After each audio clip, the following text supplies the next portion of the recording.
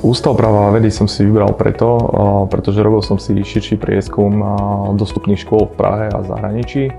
Preštudoval som si jednotlivé predmety, pozeral som si veľmi podrobne referencie a Ústav práva a vedy z môjho pohľadu poskytoval najkvalitnejšiu voľbu v rámci študijného programu. Výuku lektorov hodnotím veľmi pozitívne. Popravde oproti štátnej škole, na ktorej som bol na Slovensku, prístup lektorov bol veľmi profesionálny. Čo sa týka seminárnych prác a záverečnej práce, bolo vidno, že ju hodnotili veľmi spravodlivo a na druhej strane bolo zreteľné, že si ju čítali veľmi do hĺbky.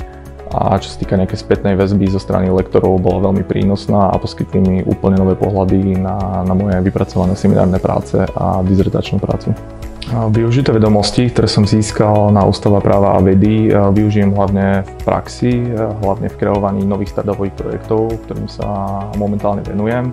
A taktiež som veľmi rád, že som získal medzinárodnú certifikáciu, ktorú viem využiť v nejakom ďalšom kariérnom raste a živote.